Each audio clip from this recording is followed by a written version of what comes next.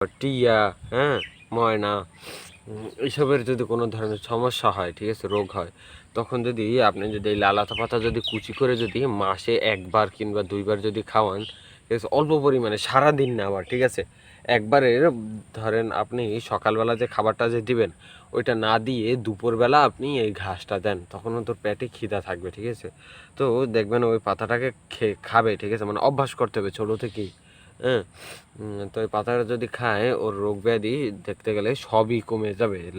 এই লাল আতা পাতাটা এত উপকারী, ঠিক আছে। তো লাল আতা পাতাটা কিন্তু প্রচুর পরিমাণে উপকারে আসে, হ্যাঁ। তো সেদিকেও খেয়াল রাখতে হবে, ঠিক আছে। তো দেখুন এটা আরও একটা কত বড় কাজে উপকারে আসছে। তো এই লাল আতা পাতাগুলো যদি শুকিয়ে যায়, ঠিক আছে, হ্যাঁ, মানে পাতাগুলো যদি শুকিয়ে যায় তখন কিন্তু এই পাতাগুলো আপনি এই লতাগুলো এক জায়গায় কুড়িয়ে নিয়ে তারপর কিন্তু জ্বালানির কাজেও ব্যবহার করা যায়, ঠিক আছে। আর আপনার এই পাতাগুলো কিন্তু গরু ছাগলে খায় না, কারণ পাতাগুলো তেতো হয়, হ্যাঁ, মানে একটু তেতো, এর জন্যই মানে এই পাতাগুলো খায় না। তো এই লাল আতা পাতাগুলো কিন্তু আপনার এমনি গরু ছাগলেও খায় না, ঠিক আছে। মানে এটা কিন্তু ঘাস হিসাবে ওরা এটা খায় না, হ্যাঁ। কারণ আপনার এই যে পাতাটা, ঠিক আছে, এই পাতাটা ওরা খায় না এই কারণেই যে এটা একটু তেতো, ঠিক আছে, মানে একটু তিতা ভাব থাকে এই পাতাটায়, হ্যাঁ।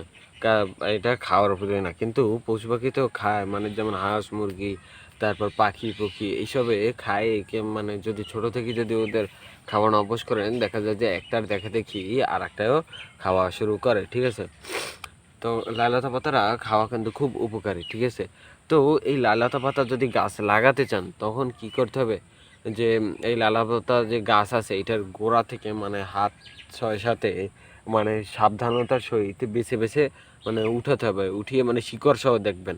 তো ওখান থেকে খুদলে নিয়ে আপনার ঘরে আশেপাশে লাগিয়ে রাখতে পারেন, বা কোনো টপে লাগিয়ে রাখতে পারেন, যে দেখা যায় যে শহরাঞ্চলে এইসব গাছ পাওয়া যায় না, ঠিক আছে।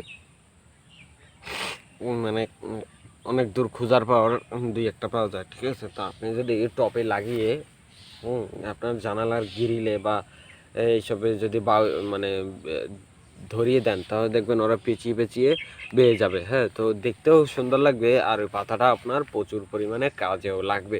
তো দেখতে পাচ্ছেন যে একটা আগাছাও আমাদের মানে কত উপকারী, ঠিক আছে, মানে কত বড় একটা উপকার করে, ঠিক আছে।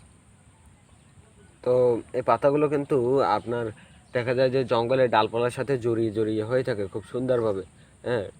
আর আপনার এই পাতাগুলো দেখতে মানে একটু খসখসে, ঠিক আছে, মানে এই যে দেখাই যদি আমি এখান থেকে একটা ছিঁড়ে, এই পাতাগুলো হয়ে থাকে